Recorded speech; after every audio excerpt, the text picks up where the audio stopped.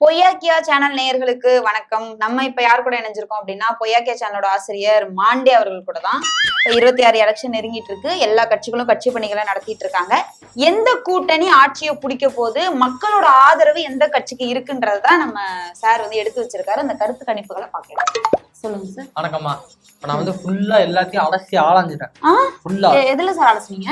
நான் வந்து களத்துல இறங்கி ஃபுல்லா நம்ம சர்வே எடுத்தபடி பார்த்தாக்கா 2026 ஜெயிக்க போறது ஏடிஎம்கே தான். கண்டிப்பா சிரிக்கிறதுக்காக சொல்ல, நீங்க கருத்து கணிப்படி பார்த்தா பாருங்க, நம்ம எடப்பாடி 33% அவருக்கு வந்து ஆதரவு இருக்குமா சார்? அவருக்கு இது தெரியுமா சார்? அவருக்கு தெரிஞ்சா சிரிச்சிருவாருமா. அவருக்கு தெரியாது. அவருக்கு தெரியாம நாங்களா பண்ணிக்கிட்டு இருக்கோம். இதுல இப்ப ஆளுங்கட்சி பயங்கர விமர்சனம் இருக்குமா அவங்க மேல. அதனாலே இவர் வந்து 33ல இருக்காரு. அவங்க பாருங்க 27ல தான் இருக்காங்க. இல்ல சார், இப்ப இவர் 33 இருக்கீங்கல்ல, எதனால இவர் 33? அப்படி என்ன பண்ணிக்கிட்டாரு? அம்மா, இவர் என்னமா பண்ணல? என்ன பண்ண? போன ஆட்சி காலத்துல பயங்கரமான விஷயம் நிறைய பண்ணிருக்காருமா. இது டிவில பார்த்துதான் தெரியும். அதுவா? அப்படி இல்லமா.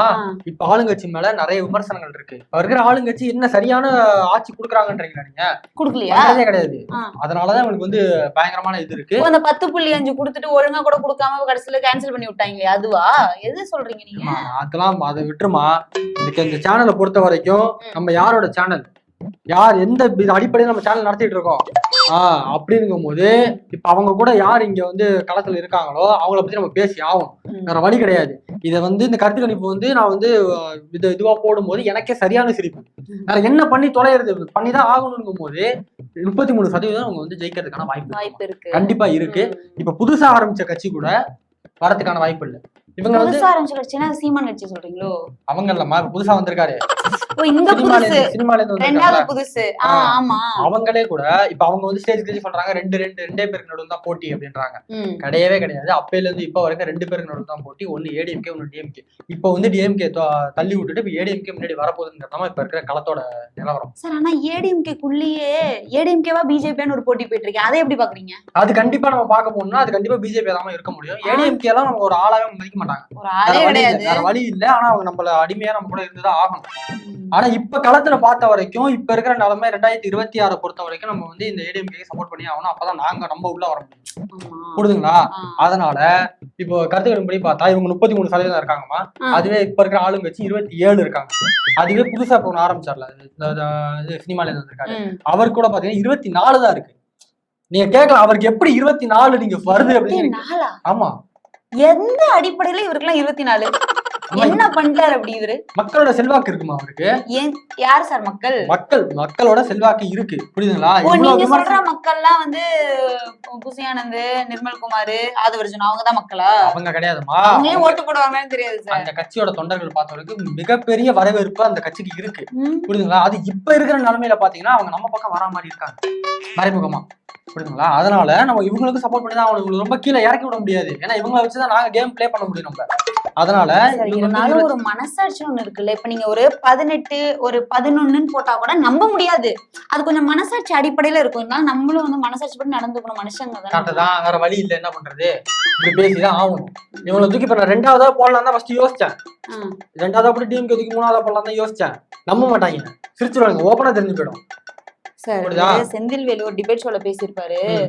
இந்த நடிப்பு அரக்கன் அவர் ஒரு வீடியோ போட்டாலும் தான் மில்லியன் கணக்குல வியூஸ் போகுது. அதுக்காக எல்லாரும் ஒரு எலெக்ஷன்ல போய் ஓட்டு போட்டுருவாங்களா? அந்த மாதிரி இருக்கு சார். அவரு இவரும் ஒண்ணாமா? என்னமா பேசுறீங்க? அது வேறமா. அதையே சார் நானும் கேக்குறேன்.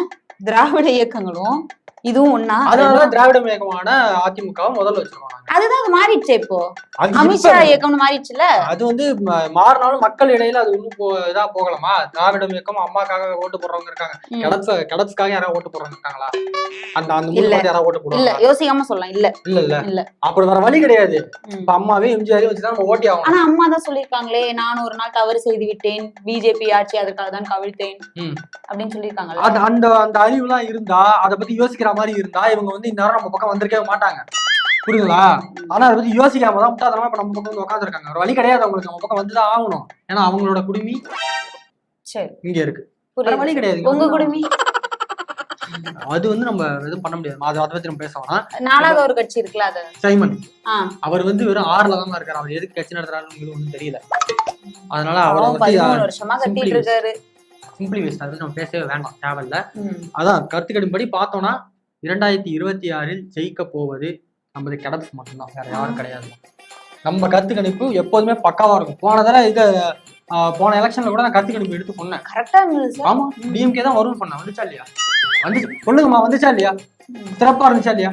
அதே மாதிரி இந்த தடவை கருத்து கணிப்பு நான் எடுத்திருக்கேன். நிச்சயமாக அமித்ஷா முக வரும். ஒருவேளை வரலன்னா வருமா? அதுனா நீ வரலான்னு கேக்குறீங்க. என்னோட கணிப்பு தப்பா இருக்கா? ஆயிருக்கு சார். வரும்.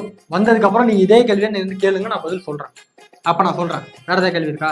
சார், இப்போ இவங்க அதிமுகவும் விஜய்க்கும் ஒரே சண்டையா போயிட்டு இருக்குல்ல, அதுல அவங்க எப்படி இப்ப பிஜேபி கூட கூட்டணிக்கு போனா 3 கட்சியும் ஒன்னா இருக்க முடியுமா?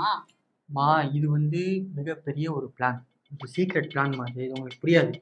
அதாவது கீழே இருந்து இந்த காலத்துல என்ன சொல்லிட்டு இருக்காங்கன்னா, நம்மளோட மெயின் அஜெண்டா என்ன அப்படின்னா ஏடிஎம்கே வச்சு நம்ம உள்ள வரணும் அப்படிங்கிற ஒரு இதுல நம்ம இருந்தோம். இந்த தம்பி புதுசா கட்சி ஆரம்பிச்சு நமக்கு தொல்லை கொடுக்குது. புரியுதா? இவங்க சிறுபான்மையர் ஓட்டெல்லாம் இந்த தம்பி எடுத்துருங்கிற வெளில பேசுறாங்க. பேசுறாங்கம்மா, அது கொஞ்சம் பயம் வருது இல்ல அப்படிங்கும் போது நம்ம என்ன பண்ணணும் அப்படின்னா, இந்த பையனை அப்படியே நம்ம பக்கம் கொண்டு வரணும். மொத்தமா கொண்டு வந்துடக்கூடாது. மொத்தமா கொண்டு வந்துட்டு அவனுக்கு அந்த பையன் ஓட்டு விடுவாரு. அதனால நம்ம பக்கம் இருக்காரு இல்ல அப்படிங்கிற மாதிரி அப்படியே காட்டிக்கிட்டு அவரை வச்சு அப்படி நம்ம உள்ள வந்துட்டோம் அப்படின்னா இதா இருக்கும். அப்ப கீழே என்ன பேசுறாங்க, இவர் என்ன கட்சியை இதே பண்ண மாட்டாரு, விமர்சனமே பண்ண மாட்டாரு அப்படின்னு பேசுறாங்களா? அதனால லைட்டா அடிச்சு விடுங்க, 2 பேரும் கீழே கிளாஸ் போற மாதிரி காட்டுங்க அப்படின்னு பிளான் போயிட்டு இருக்குமா? கீழே போயிட்டு இருக்கு.